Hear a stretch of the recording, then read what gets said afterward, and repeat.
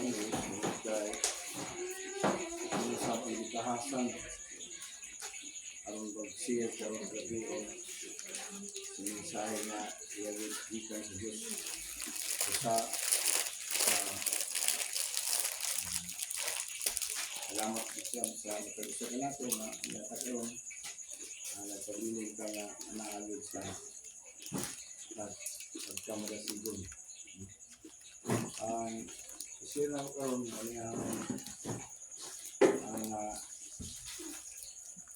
among ginatunan dito sa Bismi ang kong isira sa inyo sa Brother Obispo Ministries International. Tunod kayo kinuha ni sa mga nag-tudlo sa mga kitang kanan as a Christian, masayod ka ni inyo. Ngayon ba? No? So, yun din lang ini mo. So, kanan. Kuha lang ka na, highlight ka na, kuha.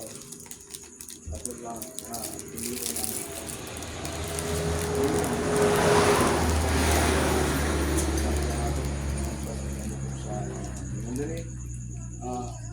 Sa feeds, sa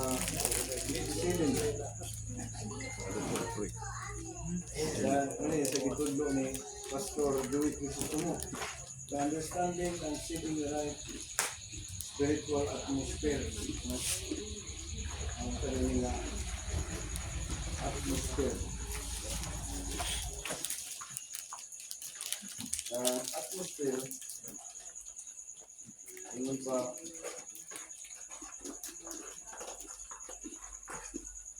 muna siya ang itawag ko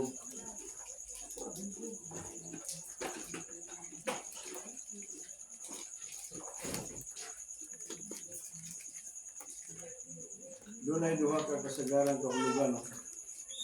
O sa siyensya, bukan ang atmosphere ng sa hangin naglibot sa kalulugan, hindi naglangkot sa mga gas, oxygen, yung bisa ko ng hangin, dahil ka medyo sa atmosphere sa tibaga kami at kalibot. ito. So, ang verse na kung kuwang din, naagay nasulat sa Mark 6, verse 56, yung biya, ito paminaw ng ison. And wherever he went into villages, towns, or countryside, they placed the sick in the marketplaces, they begged him to let them touch even the edges of his cloak, and all who touched him were healed. Hindi ni sayon pa ng mga tinawan tagayo.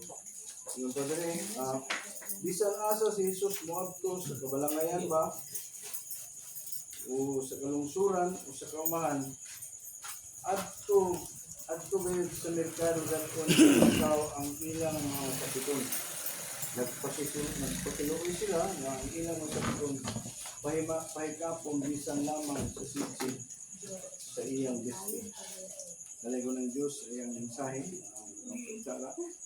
Mana mong langit nun, dahil kami ng galing kanin.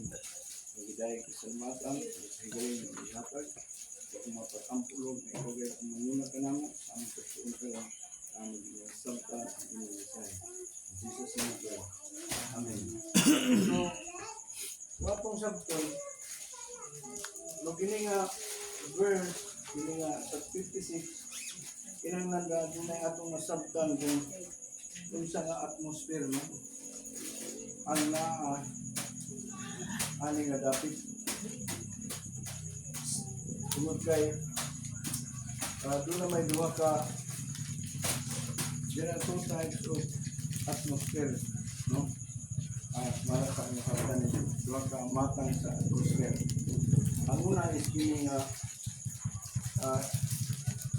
physical nga atmosphere, no? Two kinds of atmosphere. This is the natural environment that we can perceive with our five senses.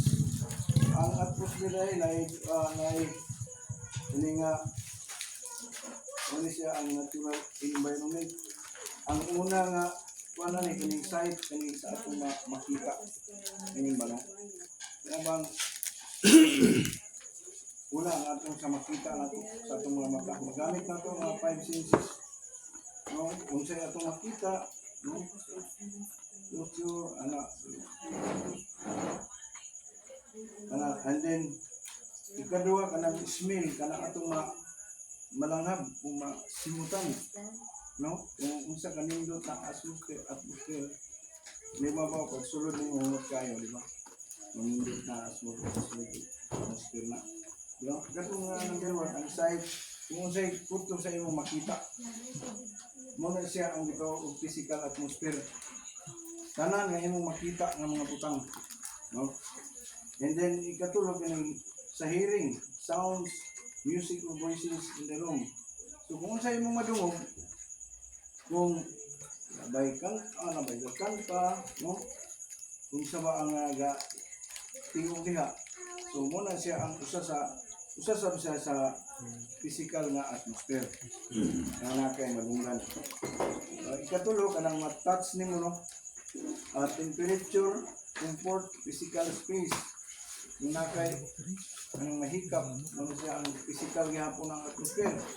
Kung kanang test, kanang something involved in fellowship and communion. Example, ang kanang, kung sa'yo mabati nimo sa imong heart, di ba? Sa panahon,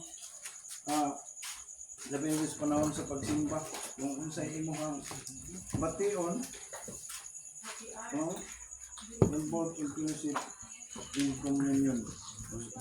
And then sa ikaduha nga atmosphere, kining spiritual atmosphere, no? Una, it is not perceived with natural senses but with spiritual discernment, and it directly affects the move of God. So dili lugar ni siya dili nato siya Siyempre, hindi madamutan, di ma-minitan, pero ma-feel na ito na, mabati na ito, di ba? Sa itong heart, ma-discern na ito ba, na ang spiritual senses, ato nang ma-feel, gusto na sa atong pagsimba, kanang mga tinud-anay na itong pagsimba, mabati na ito ang presence sa atong Ginoo Diyos, limba, ang presence of Holy Spirit, very clear affect the move of God. Kadua, though unseen, kanang bisan dili makita, the spiritual atmosphere is real and powerful. No? Tinuod o dunay home. Diba? Muna ang spiritual atmosphere is real and powerful. It influences how we see people. Ma-influensyahan ka sa Holy Spirit of the Holy Spirit. Ikatulong, kaya from God, kasi atong malumog. Malumog na ito, nakataw ko yung tuhod, yung spirit tuhod. Diba?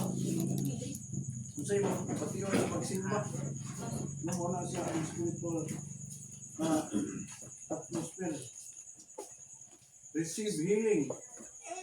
Diba sa atong musimba ta, o panahon sa atong tigong, expect kita na maayo, di ba?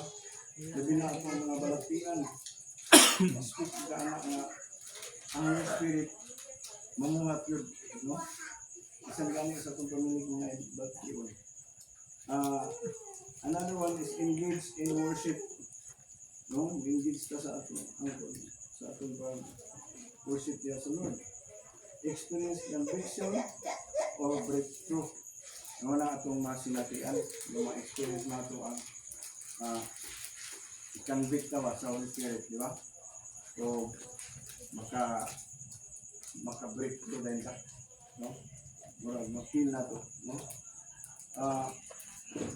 Kaya ang physical na ang physical na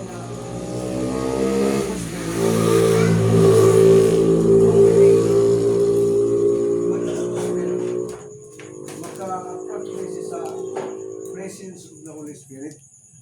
Diba? Maka-attract siya ba? Kung good atmosphere ang nasa imo, example ang imong panimalagi, example na ito. Ang imong balay kagubot, saan ang atmosphere? Diba?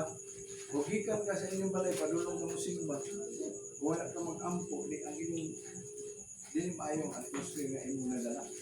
Di ba sa inyong mga makita, pagkamot niyo mo dito, wala ka sa inyong mood. So dili mo attract, dili ka maka-attract sa Holy Spirit. Amen ba? Dili ma-attract ng Holy Spirit sa inyong pagsimba. Ano na nga, sige na sila wala-wala, nahihilap na sila, so ikaw gana, nagyapon ka. Nagsige na gyapon ka, tanaw na hilak, no? Sama sila. Di ba? So ilan na ang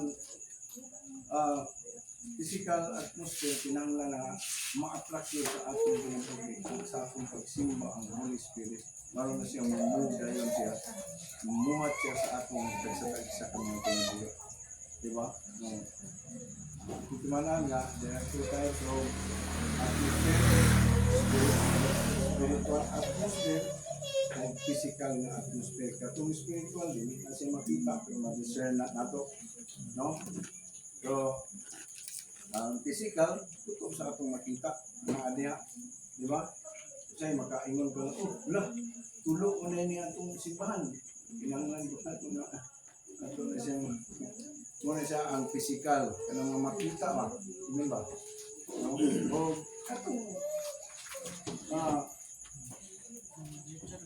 atong susiyon, muna yung mga butang ang ngayon atong susiyon, kung sa ang atmosphere, na niya na verse, yung sa verse 26 sa Mark chapter 6, yung bisan asa si Jesus madto sa kabalangayan ba, usa ka lausuran, usa ka umahan, at tulad sa merkado daton sa mga taong ilang mga masakiton. Nagpakiluoy sila ang ilang masakiton na hikapon, bisan alamang sa silpig sa ilang simula, no? Walang ito na dapat na itong sa ating tayo dito sa Espiritu, no? Grabe. Sa pagpamungat ng ating Ginoong Jesucristo, no? Nindot ko lang atmosphere ang nadala sa mga tao naman. Ngayon din ang sa Gennesaret, ang Mark 6:56, ngayon din, recognize him. Ilang recognize si Jesus Christ. Di ba? So, ito di tayo lang ito. Hindi ka? Gila. Diba? Gila. Si Jesus Christ nga, kung sa gini siya ka, Visayas na posibilidad ka na iging mabuhat yun. Ikaduha, recognizes divinity. Kining divinity, pagkawalaan, di ba? Muna ang kung pagsabot sa ato ang term, ang recognize nila ang iyang pagkabalaan. Bisag kung sagod ang iyang, bisang gani, grabe nga pagtuo nila. Sama to sa usap ng babae, gusto lang mahikap sa silsid sa iyahang, kanang iyahang sayal, o sa iyang sinina. Makabaton na yung kaayuhan. Dumuli ang ilahang ginahimo din, ay ilang nabati din. Tungod kay kaama ang pagkabalaan sa ating Ginoong Jesucristo. No? Believe everything in Him. Sa ato pa, naagid sila ipagtuo. Diba? So kinahanglan sa daig kita nga muduol gayet sa Ginoo. Panahon sa atong panginahanglan. Bato lang ginato ang pagtuo. Dili lang kay basta pagtuo lang na. Igsala lawang pa na pagkasabot. Hingpit na pagtuo. So di basta-basta nga pagtuo. Hindi ba? Na kinahanglan nga palawman ginato atong pagtuo sa atong Ginoong Jesucristo. Dili man ang muingon ta nga maayo ka kung ano duduol ko ano yun. Diba? Simba ka maayo baka kung ano yun. Bigay lang tayo. Simba para sa kung ano. Wala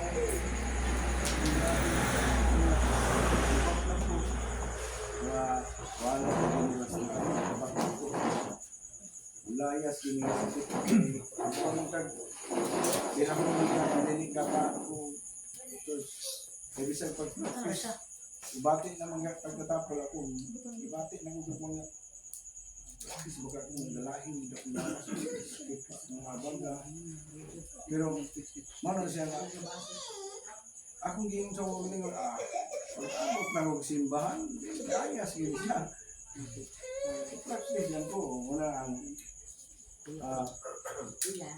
ang atong inanglan nga atong batiyon. Believe everything on Him. So, sila ang katong nga nasa crowd, nagdoon kami ng Yesu Cristo, nagtuubod sila sa bisan unsa nga nakatong Kristo. Di ba? Na kaya din ni Jesus ayuhon ang mga masakiton. Dali mo kag pangdala nila tanan dito sa iyang tibangan. No? Jesus was only accepted. No? Gidawat din nila siya sa mga tao. Di ba? So, big to touch his clothes. Hangyo din sila na pahikapa lang diha sa imong sigsid. Pahiya lagi atong sa kababae nga sa gidugo og 12 years na gusto nga muhikap sa sigsid sa iyang sinina. Siguro gusto nga magkabaton yung kaayuhan. Kinahanglan na yung hapin ang pinangnan. Kinahanglan na yung pagtuok. Di ba? Di ba gingan siya sa Ginoong Hesus Kristo? Ulit na sa inyo. Naayo na ka. Tungod sa imong pagtuok.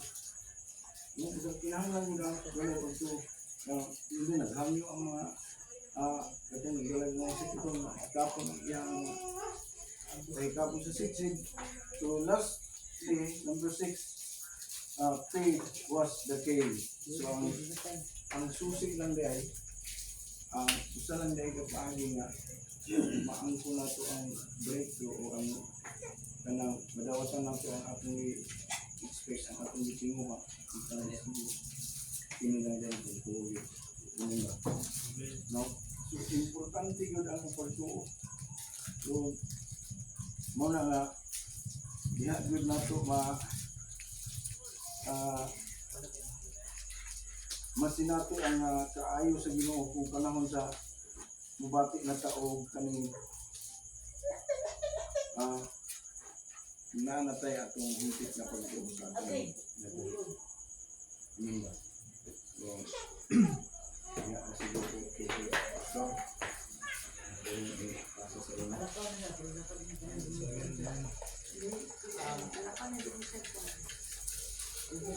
Brother sa bawat siya sa spiritual at sa atmosphere. So, pinaka